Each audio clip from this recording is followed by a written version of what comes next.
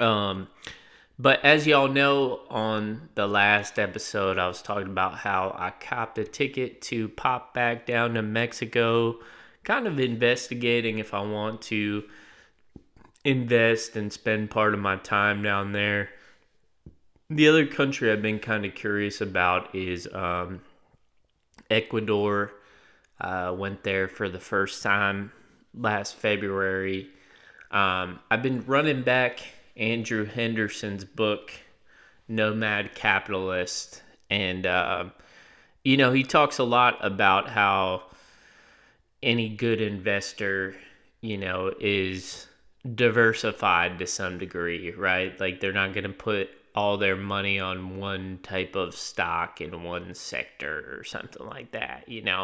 Maybe they got a basket of commodities and then maybe some tech stocks, maybe they got some real estate, some gold. You know what I'm saying? They're diversified, right?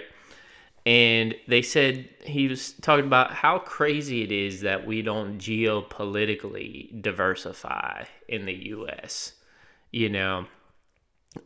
So Ecuador has a program basically where you can either buy a piece of real estate or deposit money for 2 years in an Ecuadorian bank and basically get a residence permit so you can spend as much time as you want there during that 2 year period in Ecuador. So I'd been talking to an immigration attorney about doing that before.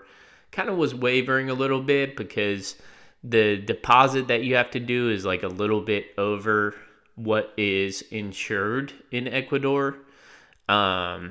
So, like in the US, we have the FDIC insures up to 250,000 or whatever. In Ecuador, it's obviously much less.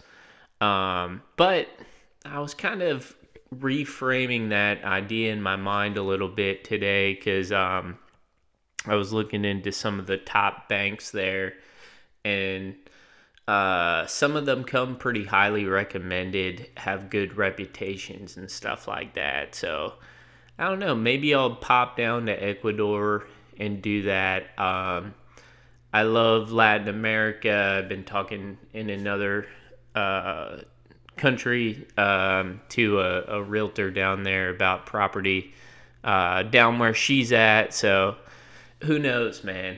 I think Latin America's dope.